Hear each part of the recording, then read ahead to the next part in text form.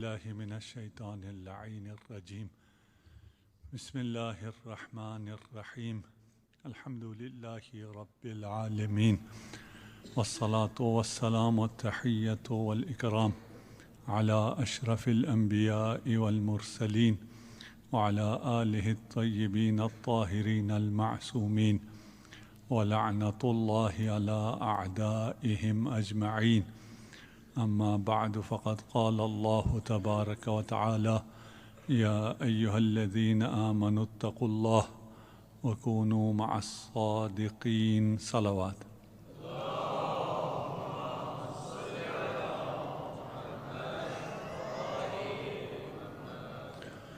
الحمدللہ ہمیں خدا نے یہ شرف دیا ہے کہ ہم ان دین فہمی کی مجالس میں جمع ہوتے ہیں اور معصومین کے کلام سے، احادیث سے اور ذکر و فضائل جناب سیدہ سے کچھ اپنے لیے توشہ دنیا و توشہ آخرت جمع کرنے کی کوشش کرتے ہیں۔ ہم جو دیندار لوگ ہیں، ہمارا خیال یہ ہے کہ ہم دین کے لیے بہت کچھ کرتے ہیں۔ جو کچھ نہیں کرتے میرے جیسے، ان کا یہ خیال زیادہ ہوتا ہے کہ میں بہت ریلیجس ہوں، ریلیجن بہت ڈیمانڈنگ ہے، مجھ سے بہت سی چیزیں مانگتا ہے اور الحمدللہ میں وہ ساری چیزیں دیتا ہوں۔ مجھے ہر قدم پہ دین حکم دیتا ہے اور میں ان احکامات پر عمل پیرا ہو کر دین پہ احسان کرتا ہوں، یا اس احسان کو چھوڑ دیجئے، میں ان احکامات پر عمل پیرا ہو کر خود سعادت دارین حاصل کرتا ہوں۔ کم و بیش ہمارا یہ خیال ہے، جبکہ دین آپ سے کچھ بھی نہیں مانگتا ہے۔ آپ ہیں کون؟ آپ کے پاس ہے کیا جو دین آپ سے مانگے، دین آپ کو حکم دے اور آپ اس پر عمل پیرا ہونے کے بعد دین پر احسان کریں، یا یہ کہیں کہ میں نے یہ کیا ہے اور آپ کے کہنے پہ کیا ہے، اس لیے مجھے اجر و ثواب ملنا چاہیے۔ حد اقل اتنا تو ہمارے ذہن میں ہوتا ہی ہے کہ میں نے اگر یہ واجبات انجام دیے ہیں، ان محرمات سے میں بچا ہوں، اور واجبات اور محرمات بھی ایسے نہیں ہیں کہ سال میں 2-4 دفعہ ہوں، میری زندگی کے ہر لمحے میں یہ احکامات موجود ہیں۔ جبکہ ہم کہہ رہے ہیں دین آپ سے کچھ مانگتا ہی نہیں ہے، دین آپ سے کچھ طلب نہیں کرتا، دین آپ کو کسی چیز کا بھی حکم نہیں دیتا ہے۔ صحیح غلط؟ جی، حکم دیتا ہے، مانگتا بھی ہے، اطاعت مانگتا ہے، آپ سے مانگتا بھی ہے، اس کے عوض کچھ دیتا بھی ہے، بہت کچھ دیتا بھی ہے۔ اور اگر بہت کچھ نہ دے تو ہم یہ عمل کریں گے؟ اتنا دے رہے ہیں تب بھی نہیں کر رہے، اتنا مل رہا ہے پھر بھی نہیں کر رہے، اور جو کر رہے ہیں ان سے کہہ رہا ہوں کہ ہم کچھ نہیں کر رہے۔ انبیاء بھی استغفار کرتے تھے، ائمہ بھی استغفار کرتے تھے، کس چیز سے استغفار کرتے تھے؟ وہ تو معصیت کرتے ہی نہیں ہیں، ہم تو معاصی پہ استغفار کرتے ہیں۔ وہ اولیاء اللہ کس چیز پہ استغفار کرتے ہیں؟ اپنی اطاعت پر استغفار کرتے ہیں۔ ہمیں استغفار کرنا چاہیے، اس مجلس کے بعد استغفار کرنا چاہیے۔ کہاں مقام زہرا اور کہاں یہ مجلس؟ ہمیں کوئی فخر تو نہیں کرنا چاہیے کہ ہم نے کوئی عزاداری کر لی، کہاں وہ مقام اور کہاں ہم اور ہماری یہ مجالس۔ دین ہم سے کچھ بھی نہیں مانگتا ہے۔ پھر یہ جو نماز پڑھو، روزہ رکھو، زکوٰۃ دو، خمس دو، حجاب کرو، عفت، حیا، شرم، شراب حرام، یہ سب کیا ہے؟ یہ دین آپ سے مانگ رہا ہے یا نہیں مانگ رہا؟ دین آپ سے کچھ بھی نہیں مانگ رہا۔ کیا مطلب؟ میں مثال سے اگر سمجھا پاؤں، اگر آپ کسی واک پہ جا رہے ہیں، آپ 40 پہ مشی پہ گئے ہیں، وہاں تو آپ کو ہر قدم پہ سبیل مل جاتی ہے، موقف ملتا ہے اور ہر چیز ملتی ہے۔ آپ ایک واک پہ جا رہے ہیں ایک صحرا میں، صحرا کے شروع میں ایک موقف لگا ہوا ہے، وہ آپ کو بتاتا ہے کہ یہ پانی ہے، جتنا چاہو اتنا پانی پیو، ادھر سے جتنا لے جانا چاہتے ہو وہ بھی ساتھ لے جاؤ۔ آپ وہاں سے گزر رہے ہوں اور آپ کہیں ہاں یہ بہت حکم دیتا ہے، میں کسی کا حکم نہیں مانتا۔ یہ حکم دے رہا تھا، یہ آپ کو حکم دے رہا تھا پانی لے جاؤ، کوئی حکم نہیں دے رہا تھا۔ یہ آپ سے کچھ مانگ رہا تھا، آپ سے کچھ مانگ بھی نہیں رہا تھا، پانی کا پیسہ بھی آپ سے نہیں لے رہا۔ اگر آپ پانی لے جائیں تو شاید کھانا بھی آپ کو ساتھ میں مفت میں دے دے، آپ سے لے کچھ بھی نہیں رہا، لیکن آپ کو بہت تاکید سے کہہ رہا ہے کہ یہ پانی لے لو۔ تو یہ آپ سے مانگ رہا ہے یا آپ کو دے رہا ہے؟ آپ کو دے رہا ہے۔ کیا کہہ رہا ہے؟ اگر نہ کرو تو کیا ہوگا؟ اگر پانی نہ پیو اور پانی لے کے نہ جاؤ تو کیا ہوگا؟ پیاسے مرو گے۔ تو یہ جو پیاسے آپ مرے ہیں، یہ اس نے جس نے موقف لگایا اس نے سزا دی ہے آپ کو؟ نہیں، یہ اس کا لازمی نتیجہ ہے۔ یہ موقف والا آپ سے کچھ مانگ نہیں رہا، آپ کو کوئی حکم نہیں دے رہا، آپ کو ایک واقعیت بتا رہا ہے کہ بغیر پانی کے چلے جاؤ گے تو مر جاؤ گے۔ پانی بھی آ گیا الحمدللہ۔ تو ابھی انہوں نے حکم نہیں دیا، انہوں نے کہا پانی پیو گے تو تمہارا گلا بہتر کام کرے گا، گلا خوش نہیں ہوگا۔ دین بھی جو آپ سے کہہ رہا ہے نماز پڑھو، روزہ رکھو، یہ عبادات کرو، ان محرمات کو انجام نہ دو، یہ کوئی آپ کو حکم نہیں دے رہا ہے، کوئی آپ سے مانگ نہیں رہا ہے، کوئی آپ دین پہ احسان نہیں کر رہے، آپ کو ایک واقعیت بتا رہا ہے کہ نماز پڑھ کے جاؤ گے تو وہاں پہنچو گے، نہ پڑھ کے جاؤ گے تو یہاں چلے جاؤ گے۔ یہ جنت ہے، یہ دوزخ ہے، دونوں راستے ہیں۔ جنت جانے کا راستہ یہ ہے، اس کی یہ لوازم ہے۔ جہنم جانے کا راستہ یہ ہے، اور یہ نہ کرنے کی صورت میں یا محرمات کرنے کی صورت میں آپ نے جہنم جانا ہے۔ اگر کوئی طبیب آپ سے کہے لمبے لمبے سانس لو، ہاں تو کوئی ڈاکٹر آپ سے فیس لیتا ہے، یہ کورونا کے بعد ابھی ہو گیا ہے، آپ ڈاکٹرز کے پاس جائیں تو کہتے ہیں آپ بھاپ لے لیں، یہ مریضی آپ اس سے ٹھیک ہو جائیں گے۔ میں ڈاکٹروں سے کہتا ہوں یار کورونا سے پہلے تو نہیں کہتے تھے، ہمیشہ دوائی لکھ کے دیتے تھے، اب کیا ہو گیا؟ اب کیونکہ لوگوں میں بھی اویئرنیس آ گئی ہے، بہت سی باتیں لوگوں کو پتہ چل گئی ہیں۔ وہ آپ سے کوئی فیس نہیں لے رہا، کوئی نہ فارماسیوٹیکل کمپنی آپ سے پیسے لے رہی ہے، آپ سے کہہ رہے ہیں کہ آپ بھاپ لیا کرو، آپ بھاپ لیں گے تو آپ جراثیم سے محفوظ رہیں گے، آپ کو کرونا نہیں ہوگا۔ یہ کوئی حکم دے رہا ہے؟ یہ کوئی حکم نہیں دے رہا، آپ کو کرونا سے بچا رہا ہے۔ یہ واجبات، یہ محرمات، یہ آپ کا ایک لازمی نتیجہ ہے، اس سے آپ کو بچا رہا ہے۔ یہ واجبات اور محرمات جو دین میں ہیں، یہ سارے برابر کے نہیں ہیں، سب ایک لیول، سب بہت اہم ہیں۔ اس میں سے کسی بھی گناہ کو اگر آپ صغیرہ سمجھیں وہ گناہ کبیرہ ہو جاتا ہے۔ اگر میں کہوں نا یہ گناہ ہے صغیرہ اس لیے میں یہ کر لیتا ہوں، تو یہ گناہ کیا ہو جائے گا؟ کبیرہ ہو جائے گا۔ ٹھیک، کبیرہ صغیرہ اس طرح نہیں ہے، گناہان کبیرہ اور صغیرہ ہیں، لیکن جس کو میں گناہ صغیرہ کہہ کے انجام دوں وہ گناہ کبیرہ ہو جائے گا۔ لیکن واجبات بھی اور محرمات بھی کچھ اہم ہیں، کچھ اہم نہیں ہیں۔ آپ کے جسم کا ہر حصہ بہت اہم ہے، لیکن اگر آنکھ پہ کوئی چوٹ آ رہی ہو تو ہاتھ سے بچایا جاتا ہے.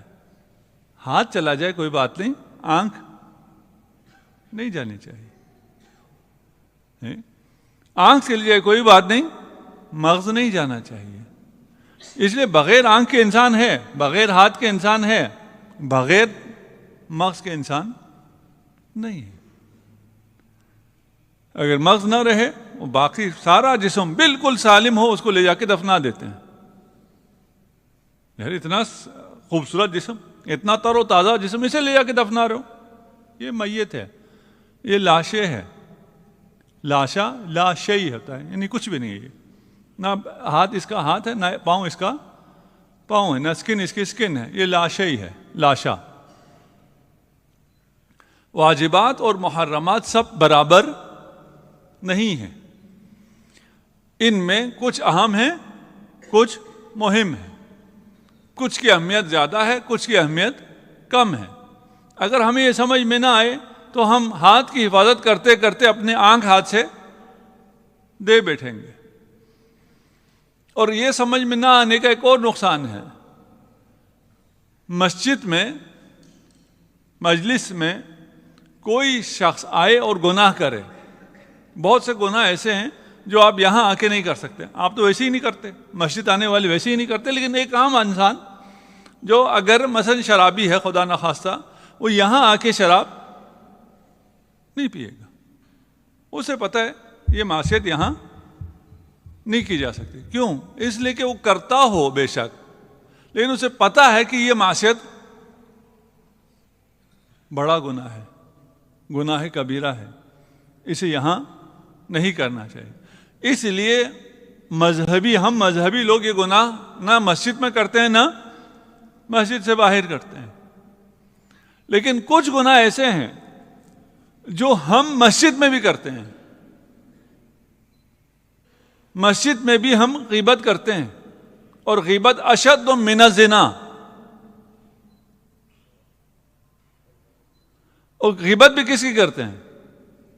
مجلس کے فوراً بعد جس نے تلاوت کی، جس نے مرثیہ پڑھا، جس نے مجلس پڑھی، جس نے دعا پڑھی، انہی کی غیبت کرتے ہیں. یہ کیوں؟ پتہ نہیں ہے کیا اہم ہے، کیا مہم ہے، کس کی حفاظت کرنی ہے، کس کی حفاظت نہیں کرنی. کچھ سچویشن ایسے ہیں، کچھ امتحان ایسے ہیں جو بہت اہم ہیں. اور کل ہم نے آپ سے کہا تھا خدا آپ کے سامنے کچھ چیزوں کو رکھ دیتا ہے جو آپ کے اختیار میں نہیں ہے. جبر ہے جو آپ کے اختیار میں نہیں ہے اور وہ آپ کے سامنے آ گیا. اس کے ساتھ کرنا کیا ہے، برتاؤ کیسے کرنا ہے، وہ ہے کیا. کل وہ بیان کیا تھا کہ وہ خدا کی طرف سے آزمائش ہے، اور وہ آزمائش آپ کے لیے بہترین چیز ہے، اس سے بہتر نہیں ہو سکتا. یہ کل کی بات ہے تو بہترین. میں نے کیا کرنا ہے؟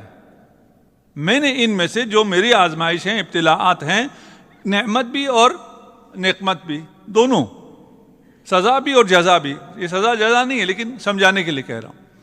اچھی چیزیں بھی، مثبت چیزیں بھی اور منفی چیزیں بھی جو میرے سامنے آ گئی، اور اس کے ساتھ میں نے کیسے ری ایکٹ کرنا ہے. اب یہ میرے سامنے ایک چیز آ گئی ہے، مجھے کہاں حساس ہونا ہے اور کہاں حساس نہیں ہونا ہے. یہ دو طرح کی ہیں. ایک جو چیز میرے سامنے آئی ہے، جو حادثہ میرے ساتھ پیش آیا ہے، جس سچویشن کا میں شکار ہوا ہوں، اس میں میرا اپنا بھی کوئی نہ کوئی رول ہے. ایک دوست ایسا میری محفل میں آ گیا، میری زندگی میں آ گیا، جس نے مجھے برباد کر دیا، بری عادتیں مجھے لگوا دی اور پتہ نہیں کیا کیا کر دیا. یہ ایک حادثہ ہے جو میری زندگی میں پیش آیا ہے، لیکن اس حادثے میں میرا اپنا رول بھی ہے کہ میں نے اسے اپنا دوست بنایا ہے. اگر میں نہ بناتا تو یہ حوادث میرے ساتھ پیش نہ آتے. یہ الگ ہے، یہ میرا بھی موضوع نہیں ہے. دوسرے حادثے وہ ہیں جس میں میرا اپنا کوئی رول نہیں ہے. میں نے نہ کوئی غلطی کی ہے، نہ کوئی انتخاب کیا ہے، کچھ بھی نہیں کیا. ایک سچویشن میں آ گیا ہوں. صبح میں ٹھیک تھا، رات کو میں ٹھیک تھا، ابھی میں بالکل ٹھیک ہوں، کل مجھے بہت اہم کام بھی ہے اور مجھے مظفر آباد بھی جانا ہے، دعا کریں میں واپس ہی پہنچوں مجلس کے لیے۔ صبح اٹھتے ساتھ ہی میں مریض ہو گیا ہوں، شدید بخار ہے، میں سفر نہیں کر سکتا، میرے ہاتھ میں نہیں ہے، ایک سچویشن ہے جو میرے ہاتھ میں نہیں ہے۔ میں چلتا ہوا جا رہا تھا، کسی نے مجھے مار دیا، ٹکر ہو گئی کسی سے، میرے ہاتھ میں نہیں ہے، میری کوئی غلطی بھی نہیں ہے، وہ دیکھے بغیر چل رہا تھا۔ میں نے یہاں کیسے ریئیکٹ کرنا ہے؟ ساتھ ہیں آپ انشاءاللہ میرے؟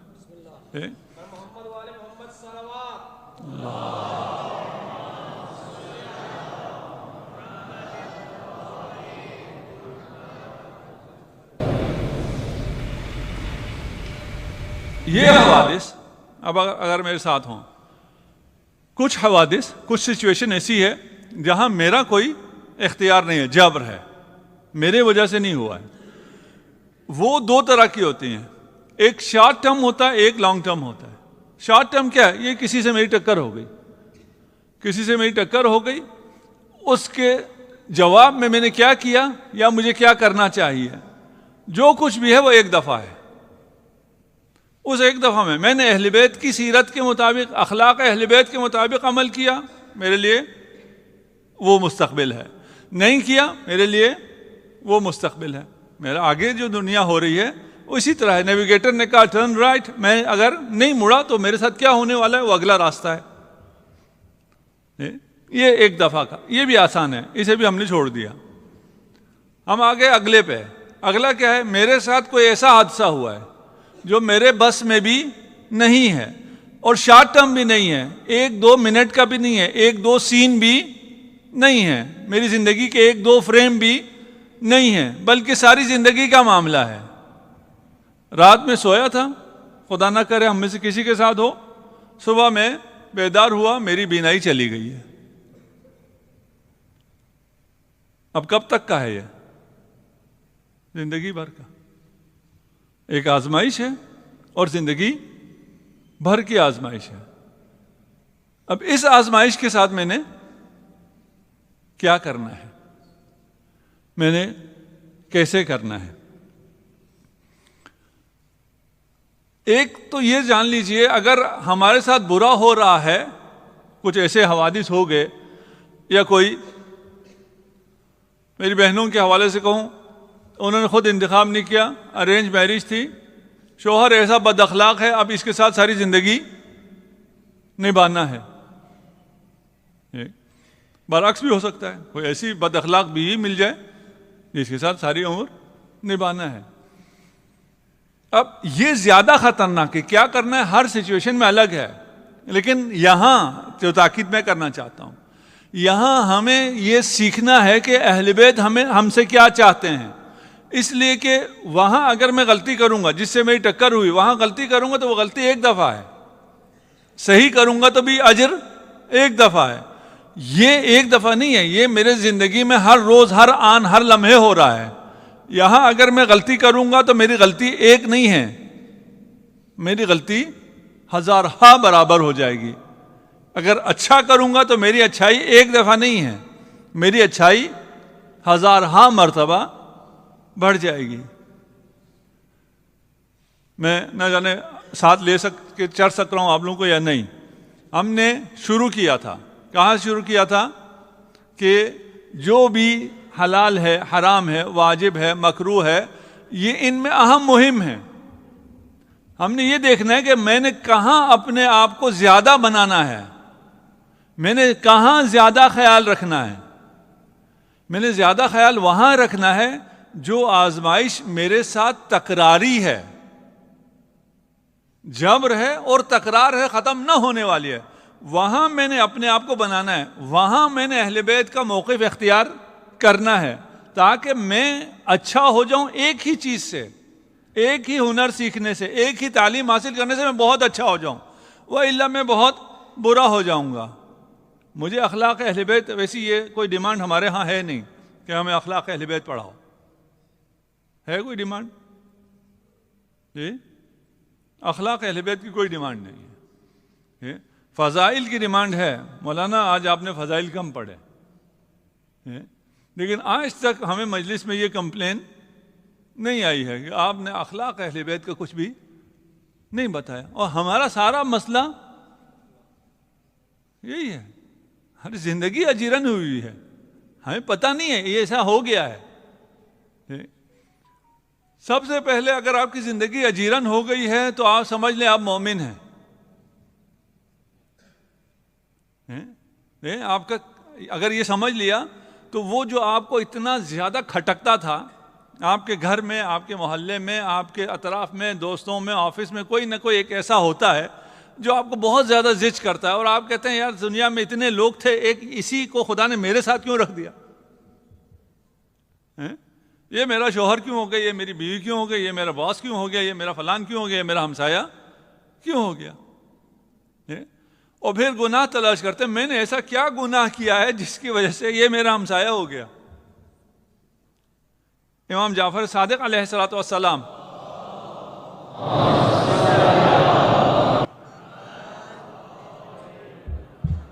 یہ حدیث پہلے ہی میں پیش کر چکا ہوں، جو لوگ آتے رہتے ہیں لیکن میری طرح وہ بھی بھول گئے ہوں گے. ما کان ولا یکون ولیس بکائن،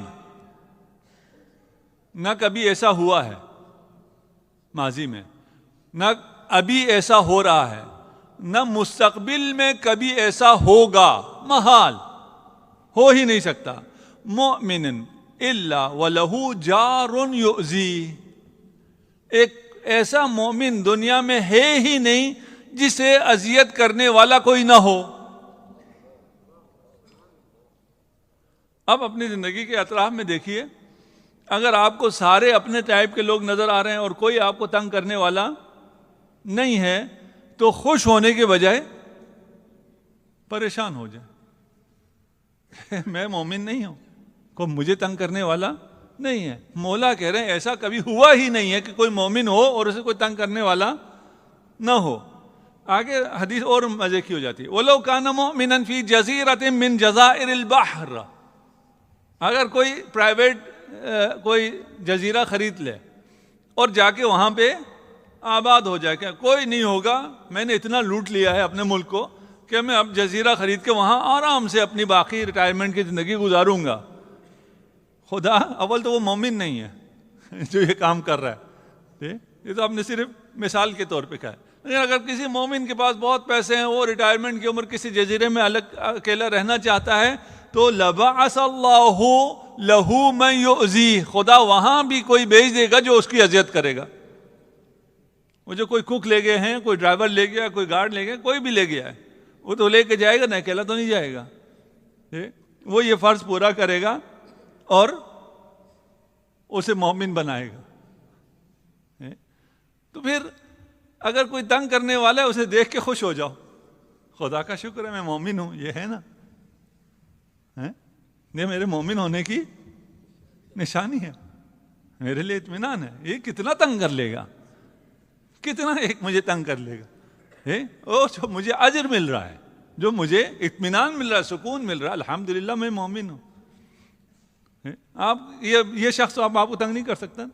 ہر زندگی میں کوئی نہ کوئی ہوگا، جتنے مومنین بیٹھے کوئی نہ کوئی ہوگا. اگر نہیں ہے تو اپنا ایمان کے لیے کوئی بندہ تلاش کر لے.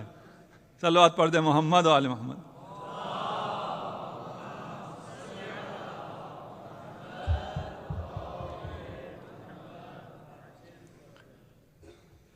دیکھیں ہم نے کہا کہ ہوگا آپ کے زندگی میں. آپ یہاں پکنک پہ نہیں آئے ہوئے، یہاں آپ جنت میں نہیں آئے، آپ دنیا میں آئے ہوئے ہیں، آزمائش کے لیے آئے ہوئے ہیں. ایسا نہیں ہو سکتا کہ کچھ بھی نہ ہو. کل بھی ہم نے کہا تھا اگر آپ کہیں گے میرے جانور کے ساتھ نہ ہو تو آپ کی جان کے ساتھ ہو جائے گا.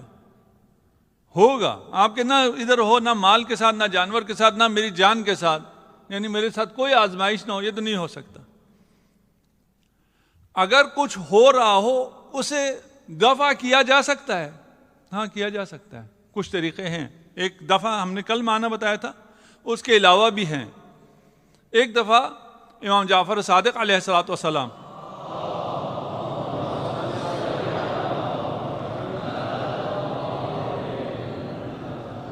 کسی سفر پہ تشریف لے کے جا رہے تھے.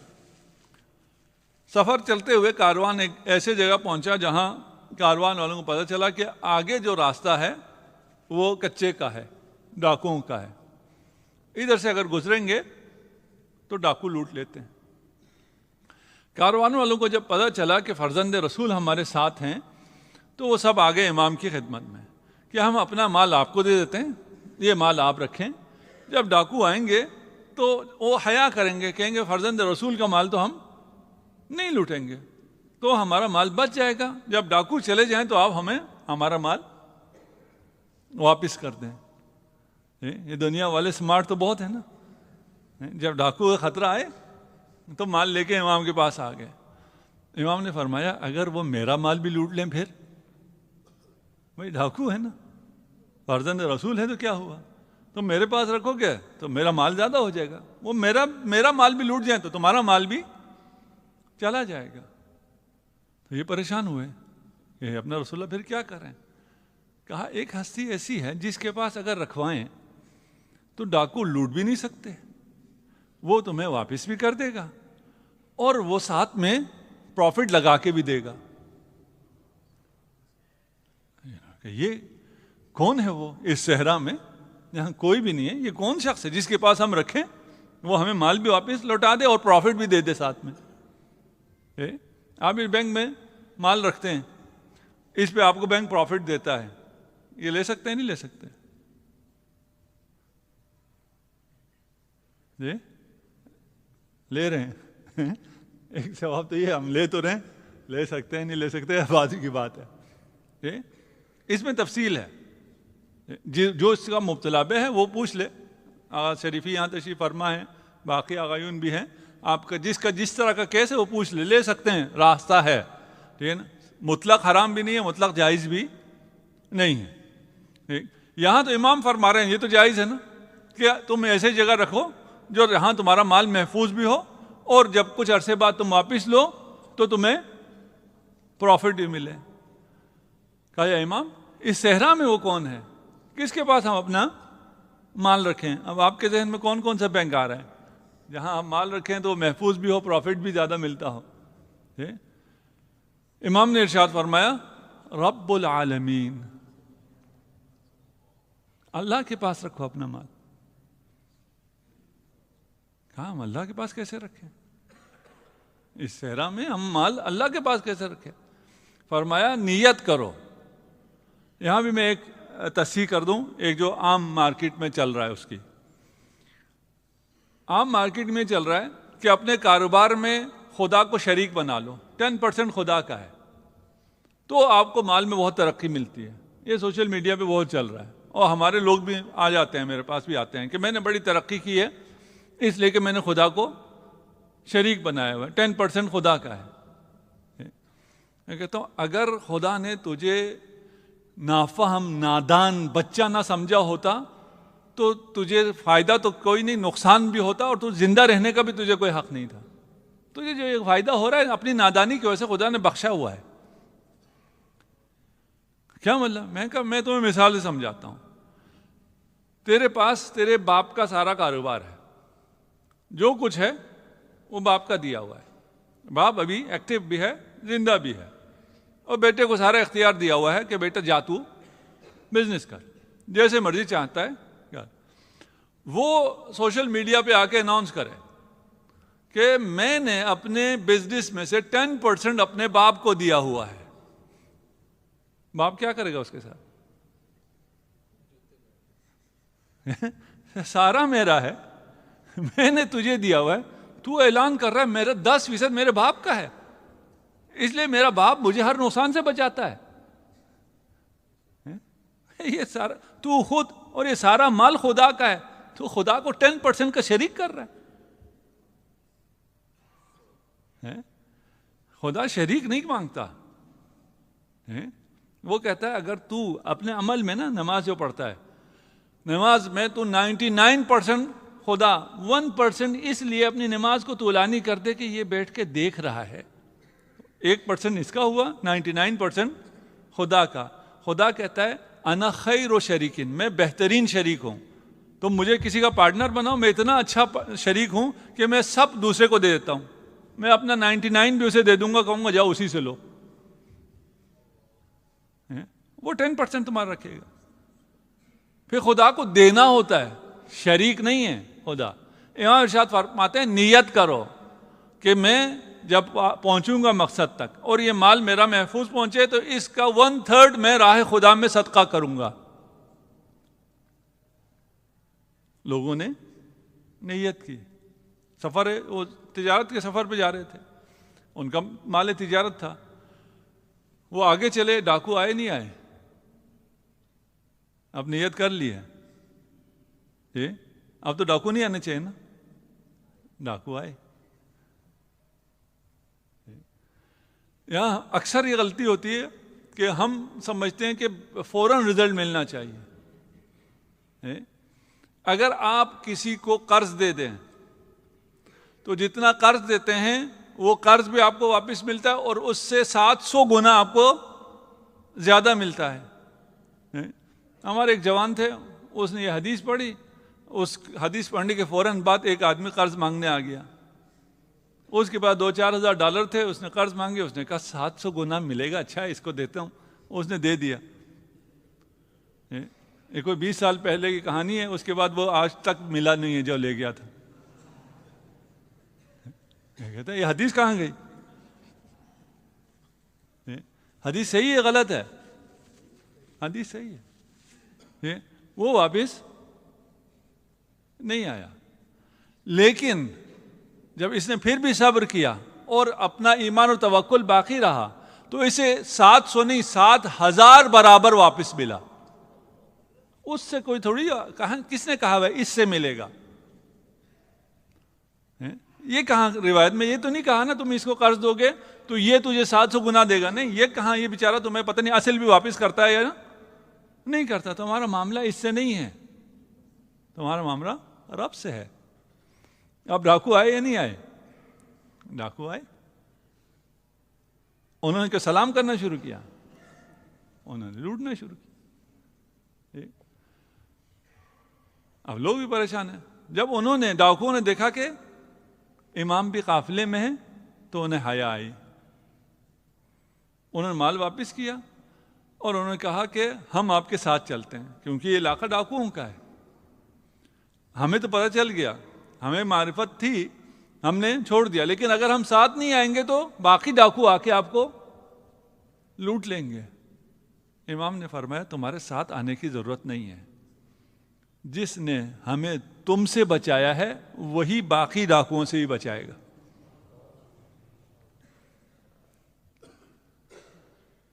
یہ سب کے لیے ہے. یہ اتنا مہربان خدا, آپ کا خیال رکھنے والا خدا سب کے لیے ہے, میرے لیے بھی آپ کے لیے بھی ہے. فرق کیا ہے؟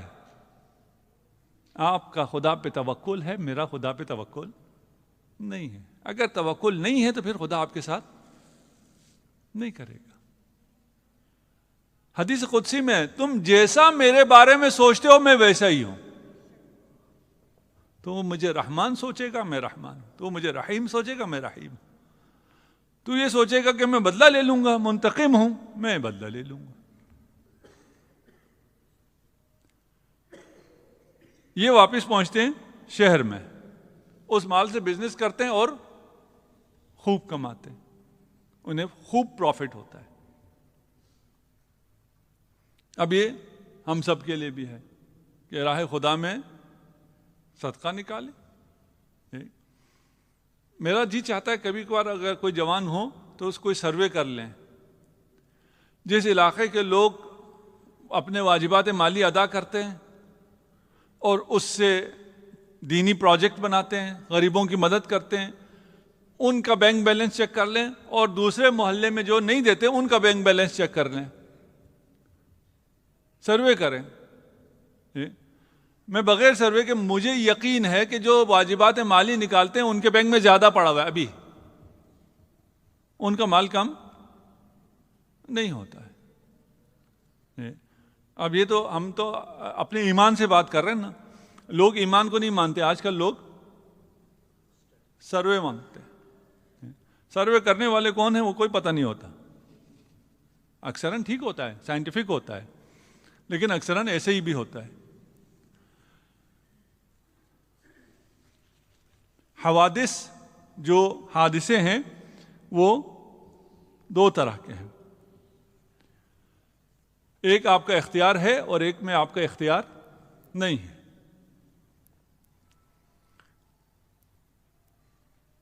یہ لائٹ نہ ہو تو بڑا مزہ آ جائے گا. اختیار ہے اور اختیار نہیں ہے. ابھی تک میں نے جو مثالیں دی ہیں وہ منفی چیزوں کی مثالیں دی ہیں.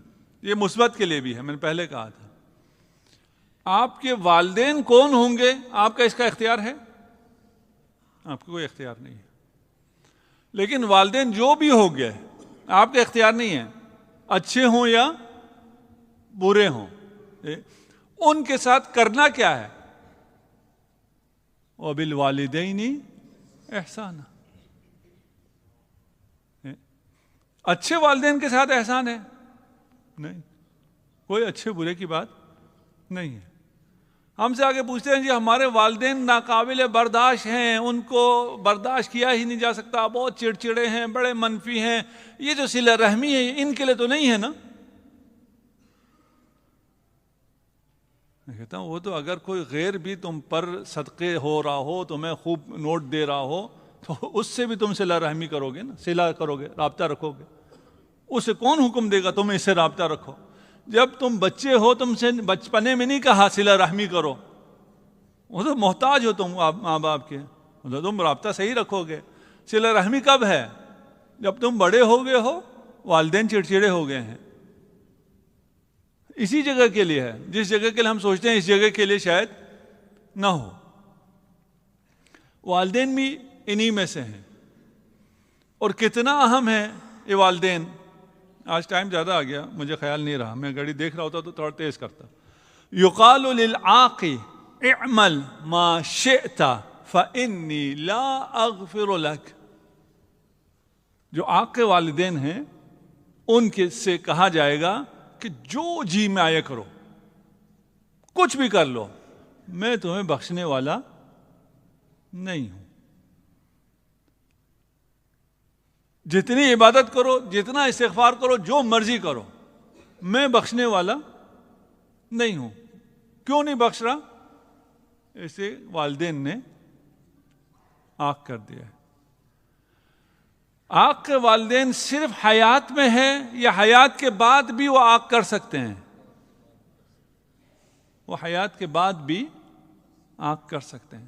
ہم میں سے بہت کہتے ہیں، ہم نے پہلے تو کہا ہے کہ کاش نہیں کہنا ہے. تعلق القلب بالمفقود کفر. یہ کاش واش کاش کو نکال دیں. کاش والدین میرے زندہ ہوتے میں بڑی خدمت کرتا. ابھی کر لو نا، ابھی کس نے روکا ہے؟ ابھی زیادہ ضرورت ہے. اور جو نیک ماں باپ ہیں وہ وہاں سے بھی دعا دے سکتے ہیں اور دعا دیتے ہیں. ان کی دعائیں ابھی بھی ہیں، اس دنیا سے جانے کے بعد بھی ان کی دعائیں آپ کو پہنچتی ہیں. اگر آپ انہیں بھول جائیں، نافرمانی کریں، وہ دیکھ رہے ہیں، وہ ابھی بھی آپ کو آنکھ کر دیں گے. یقال للعاق، آنکھ سے کہا جاتا ہے اعمل ما شئت، جو کرنا چاہتے ہو کر لو. فانی لا اغفر لک، میں تجھے بخشنے والا نہیں ہوں. ویقال للبار، جو والدین کی اطاعت کرنے والا ہے اس سے کہا جاتا ہے اعمل ما شئت فانی ساغفر لک. جو جی میں آتا ہے جاؤ کرو، موج کرو، فکر نہیں کرو، میں تمہیں معاف کرنے والا ہوں. اب یہ جو بار ہوگا اس کو سمجھ میں آئے گا، یعنی جو اطاعت والا ہے اسے سمجھ میں آئے گا. جو وَقَضَى رَبُّكَ أَن لَا تَعْبُدُوا إِلَّا إِيَّاهُ وَبِالْوَالِدَيْنِ إِحْسَانًا، یہ جس کو یہ سمجھ میں آیا ہوا اس سے کہا جا رہا ہے. اگر یہ جس کو سمجھ میں آ رہا ہے اس کے لیے ہے، جس کو یہ سمجھ میں نہیں آ رہا اس کے لیے نہیں ہے. جاؤ جو مرضی کرنا ہے، گناہ ہوتا ہے فکر نہیں کرو. انی ساغفر لک، میں تجھے معاف کر دوں گا. اب مجھے اس کو زیادہ کھولتے ہوئے ڈر بھی لگ رہا ہے کہ نہ سمجھ میں آنے کی وجہ سے کسی کو غلط سمجھ میں آ جائے کہ میں کل سے گناہ شروع کرتا ہوں. جس کو یہ سمجھ میں آئے وہ گناہ کرتا ہی نہیں ہے، گناہ کے وہ نزدیک بھی نہیں جاتا ہے. لیکن وہ رحمان ہے، وہ جانتا ہے غلطی سے گناہ ہو جاتا ہے کہ فکر نہیں کرو، ہو جائے تو کوئی مسئلہ نہیں، تو اطاعت کرتا ہے نا والدین کی، وہی میرے کہنے کی وجہ سے میں تجھے بخش دوں گا۔ بعض لوگ علماء کے ہاتھ چومتے ہیں، ان کے جوتے سیدھے کرتے ہیں، کہیں نہیں آیا ہے کہ علماء کے ہاتھ چومو، کہیں نہیں آیا علماء کے جوتے سیدھے کرو۔ چومنا ہے جاؤ والدین کے ہاتھ چومو، تمہیں جنت گھر سے ملے گی، باہر سے نہیں ملے گی۔ امام زمان تک پہنچنے کا دروازہ مسجد میں نہیں ہے، گھر میں ہے۔ اپنے والدین کی عزت کرو، والدین کے ساتھ احترام کرو۔ یہ آپ کے بس میں نہیں ہے آپ کے والدین کون ہوں گے، اس سے بڑھ کر بھی ہے، والدین سے بڑھ کر ہے جو آپ کے اختیار میں نہیں ہے اور آپ کو ملا ہے اور وہ آپ پر حجت ہے۔ وہ کون ہے؟ انا وعلی ابوا هذه الامه، رسول خدا ارشاد فرماتے ہیں میں اور امیر المؤمنین علی ابن ابی طالب اس امت کے باپ ہیں۔ صلوات پڑھیے محمد و آل محمد۔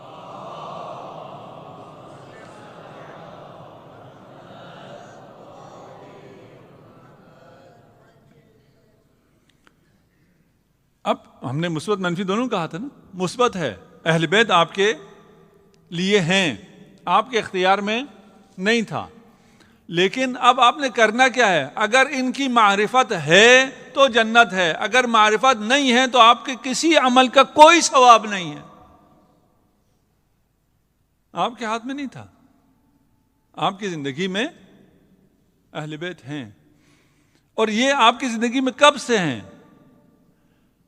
ہم نے کہا نا کچھ چیزیں، کچھ حوادث ایسے ہیں جو آپ کی زندگی میں ایک لمحے کے لیے ہیں، ایک آخر عمر تک کے لیے ہیں۔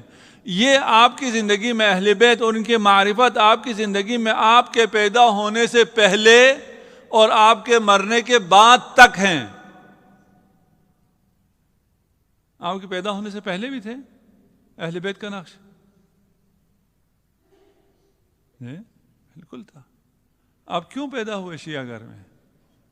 اس لیے کہ آپ نے عالم ارواح میں عہد کیا تھا، میثاق ولایت باندھا تھا، وہاں سے تعلق شروع ہوا ہے آپ کا، عالم ارواح سے آپ کا تعلق شروع ہوا ہے، اس وقت سے وہ یہ آپ کے اوپر حجت ہیں۔ جب سے آپ دنیا میں آئے، یہاں دنیا سے جانے کے بعد تعلق ختم ہو جاتا ہے، دنیا سے جانے کے بعد تعلق مزید مضبوط ہو جاتا ہے۔ اہل بیت آپ کو لینے آ جاتے ہیں، آپ کے استقبال کے لیے آتے ہیں، آپ کو حوض کوثر پہ لے کے جاتے ہیں، آپ کو لے کے جنت میں داخل ہوتے ہیں۔ تعلق ختم نہیں ہوتا ہے۔ جنت میں بھی جنت معصومین سے جنت ہے، مومنین کی جنت جوار معصومین میں ہونا ہے۔ اگر یہ معاملہ جو میری زندگی میں اہل بیت ہے، ان سے محبت ہے، ان سے مودت ہے، یہ اجباری ہے، میرے بس میں نہیں تھا، میں نے انتخاب نہیں کیا ہے، اور یہ میری زندگی شروع ہونے سے پہلے اور میری زندگی کے بعد، جنت میں اور جنت کے بعد ابدی زندگی، ان سب میں ہے، پھر مجھ پر ذمہ داری بڑھ جاتی ہے، پھر مجھے معرفت اہل بیت کے لیے زیادہ کام کرنا پڑے گا۔ ویلے ایسا ہے کہ میں اپنا ہاتھ بچاتا رہوں، اسے تو کریم لگاتا رہوں، میری آنکھیں ضائع ہو جائیں، مجھے نظر ہی نہیں آ رہا، اپنا ہاتھ میں نے بڑا گورا کر لیا، سافٹ کر لیا، دکھاؤں کس کو، خود کیسے دیکھوں، چلوں کیسے؟ اہل بیت کی معرفت سب کاموں سے زیادہ ضروری ہے، اور اہل بیت کا محور جناب سیدہ فاطمہ الزہرا سلام اللہ علیہا۔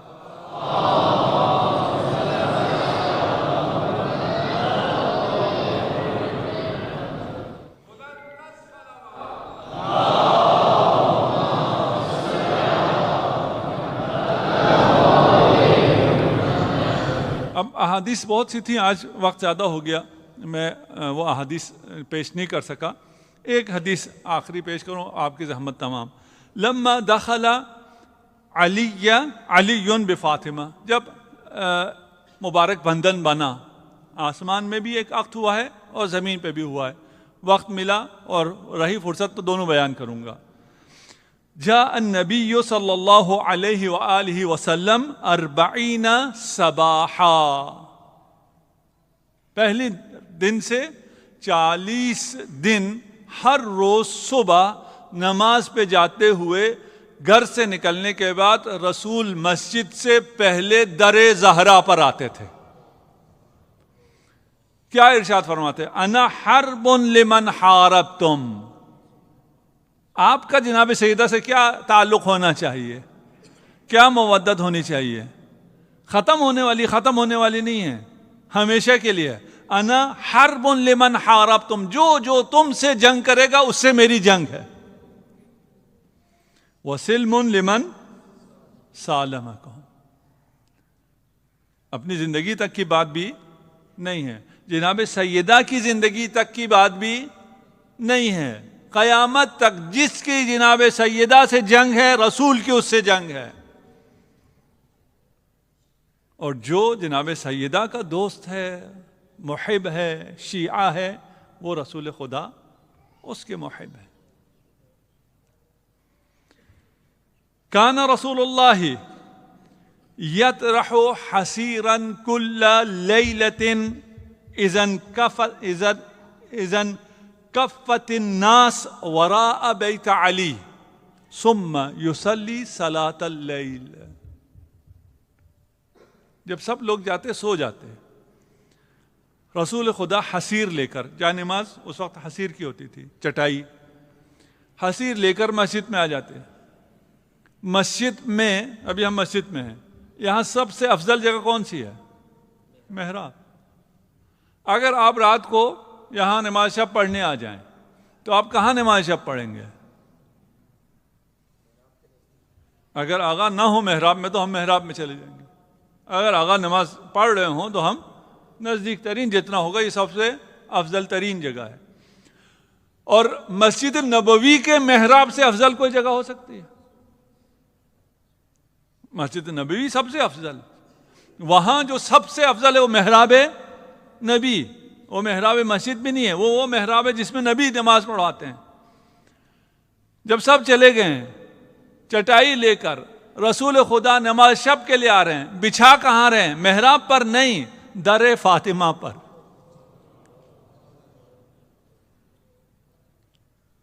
کوئی سمجھے مقام فاطمہ؟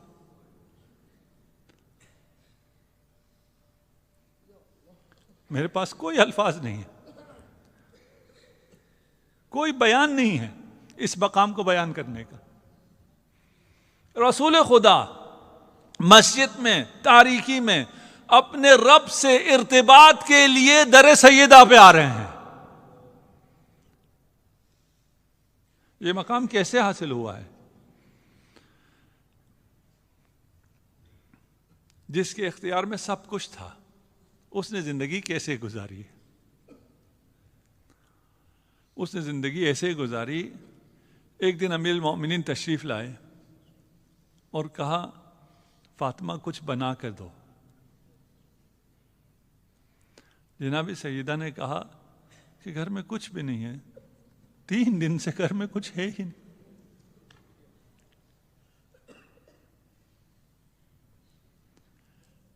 امیر المومنین ایسے نہیں تھے جس کو گھر کا کوئی خیال ہی نہ ہو.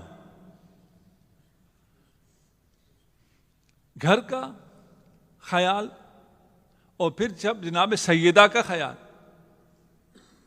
اما لیلی فمسحت،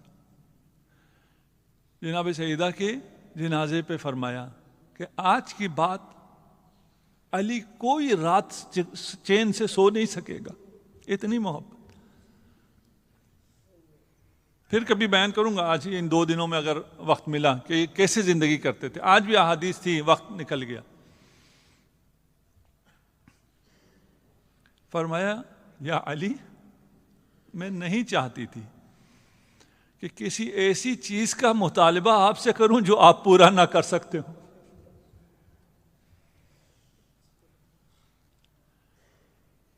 میری ماؤں بہنوں کے لیے یہ درس ہے جناب سیدہ کی سیرت سے کہ ایک پہاڑ بن جاؤ، جتنے درد ہیں غم ہیں گھر میں انہیں اپنے اوپر لے لو، ان ٹینشنوں کو شوہر پر منتقل نہ کرو. وہ جیسے ہی گھر میں آیا بوچھاڑ کر دو، یہ نہیں ہے وہ نہیں ہے، یہ نہیں ہوا، تم نے یہ نہیں کیا، تم نے وہ نہیں کیا. نہیں، چھپاؤ. 3 دن تک جناب سیدہ نے ایسے چھپایا، علی کو پتہ بھی نہیں چلا گھر میں کچھ نہیں ہے. اور یہ 3 دن چھپانا آسان تھا. جناب سیدہ نے ایک چیز 3 مہینے چھپائی.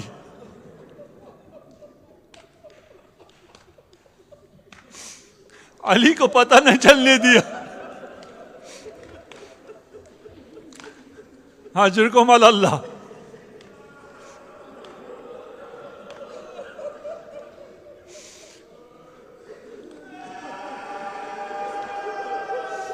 امام جعفر صادق سے کسی نے پوچھا، یا ابن رسول اللہ، ایسا کیا ہوا تھا جب علی غسل دے رہے تھے؟ روایت میں آتا ہے ایک وقت وہ بھی آیا جب علی کی چیخ بلند ہوئی، علی نے سر دیوار پر دے مارا.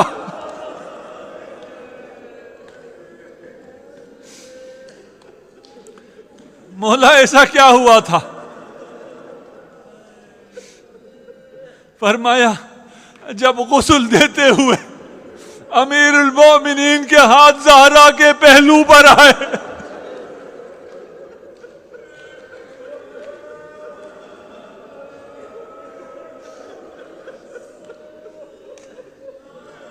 اجرکم علی اللہ. زہرا 3 مہینے چھپائے رکھا، پہلو شکستہ تھا، ہر سانس تکلیف میں تھی. اجرکم علی اللہ. رسول کے بعد کتنا ظلم ہوا بیوی پر. پہلے ایک گروہ آیا، کہا جاؤ زہرا کا در جلاؤ. جب وہ گروہ آیا تو جناب سیدہ نے آ کے بتایا کہ میں فاطمہ ہوں. وہ گروہ واپس چلا گیا.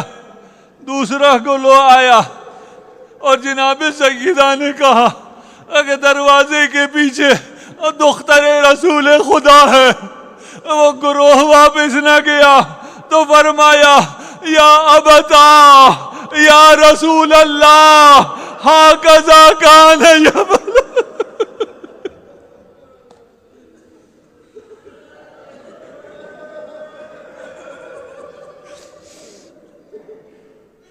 جب جناب سیدہ نے فریاد کی، اے بابا دیکھیں آپ کی امت اس در پہ کیا کر رہی ہے جس در پہ آپ آ کر سلام دیا کرتے تھے. یہ بھی واپس چلے گئے. لیکن اب جو تیسرا گروہ آیا وہ اپنے ہاتھوں میں آگ لے کے آئے. جب امام حسین کربلا میں گھوڑے سے گرے تو لعین آگ لے کر حرم کی طرف بڑھے.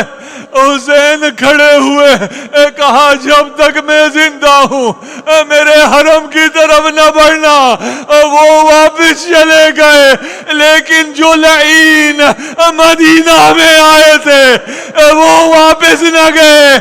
جب کہا دروازے کے پیچھے فاطمہ ہے، کہنے والے نے کہا وَإِنْ ہوا کرے.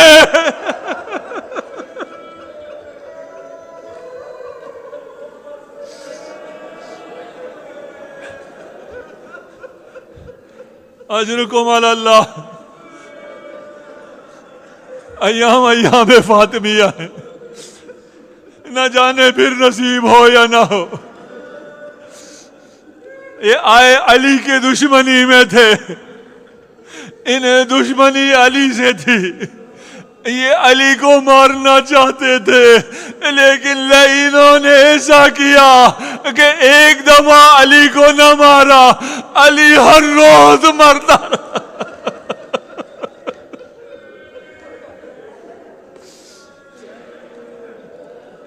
اجرکم علی اللہ. دروازے کو آگ لگائی. آگ لگانے کے بعد کچھ دیر کھڑے رہے. اب جب اتنی آگ لگ گئی کہ دروازہ ہلکا ہو گیا, دروازے کو ٹھوکریں مارنا شروع کیا. جناب سیدہ نے آ کر دروازہ روکنا چاہا. اب جو لاد لگتی تھی دروازے کو نہیں, جناب سیدہ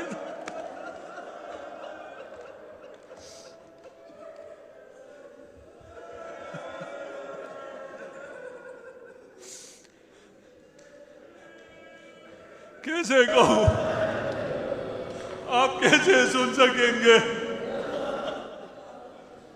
روایات میں کہ دروازہ گرا.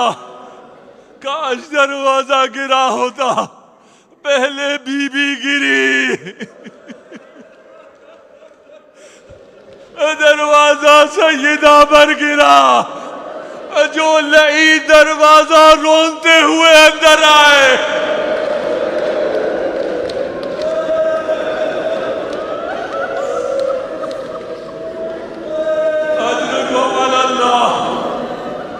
اس درد کو آپ برداشت نہیں کر سکتے.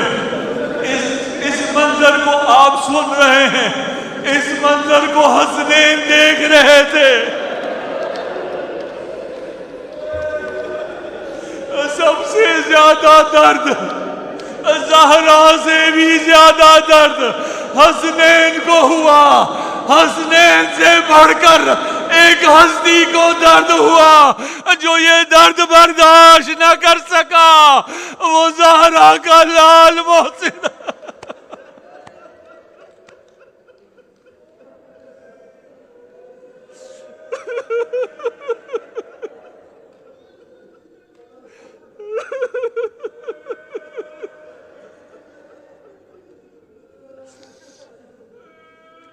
سيعلم الذين ظلموا أي منقلب ينقلبون